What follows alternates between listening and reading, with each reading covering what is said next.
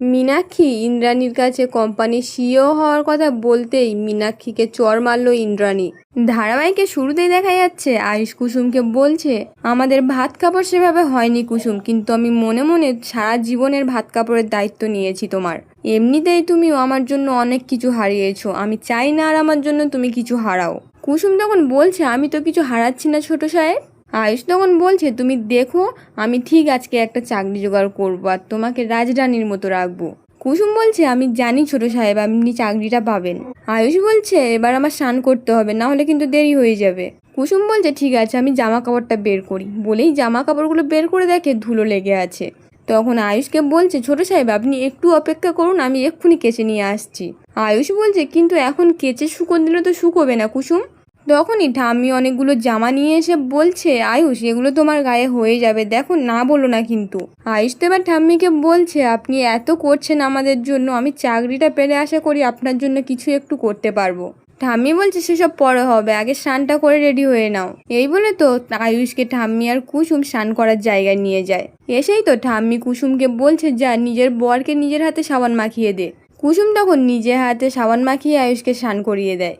এদিকে তখন শেখর সিদ্ধার্থকে বলছে, ইন্দ্রাণীর যা শরীরের অবস্থা, ওকে কয়েকদিন রেস্ট নিতে দে, তুই আর ঈশান বরং ওই বড় সাহেবের সঙ্গে ডিলটা দেখে নে। বলেই তো এইসব নিয়ে কথাবার্তা বলছিল, ঠিক তখনই অনুশ্রী চা নিয়ে আসে আর সকলকে বলছে যে তোমাদের চা এনেছি খেয়ে নাও। মীনাক্ষী তো তখন অনুশ্রীকে বলছে, তোমার কোনো কাণ্ডজ্ঞান নেই জানো তো অনুশ্রী, দেখতে পাচ্ছ এখন কাজের কথা চলছে, এই সময় কি কেউ চা আনে? এই সময় তো কফি দিতে হয়, আমি আবার কফি না খেলে বাবা এইসব ভারী ভারী ইংরাজি বুঝতে পারবো না, তুমি বরং যাও কফি নিয়ে এসো।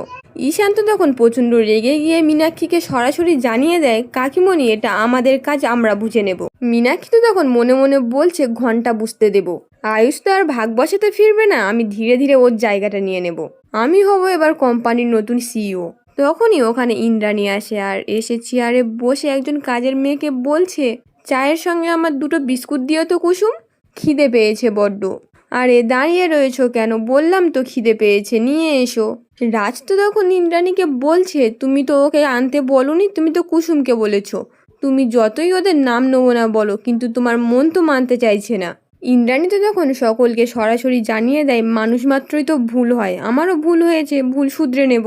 যাও পূজা, খাবার নিয়ে এসো আমার জন্য।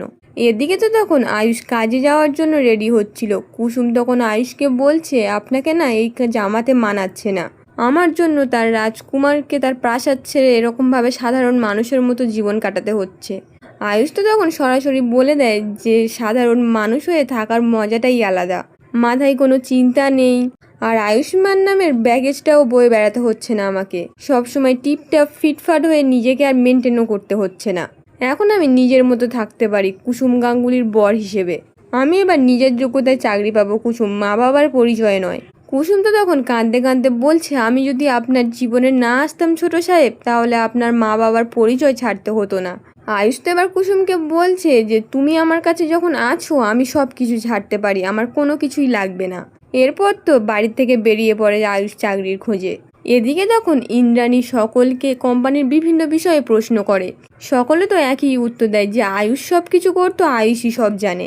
ইন্দ্রাণী তো এবার প্রচণ্ড রেগে গিয়ে বলছে, পুরনো সিইও নেই বলে কি তোমরা কি কোনো কিছু হ্যান্ডেল করতে পারবে না?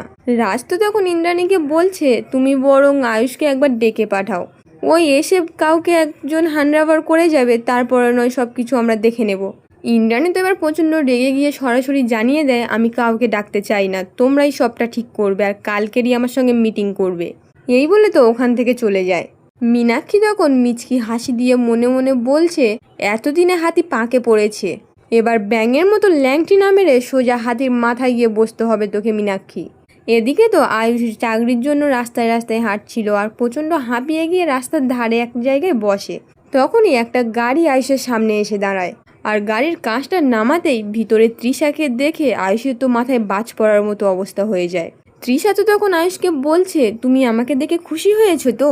আয়ুষ তো তখন চিৎকার করে বলছে, তোমার আর তোমার দাদার তো এই মুহূর্তে পুলিশের হেফাজতে থাকার কথা, কে ছাড়ালো তোমায়? আজকের পর্বটি এখানেই শেষ হয়ে যায়। কেমন লাগলো কমেন্টে জানাতে ভুলবেন না।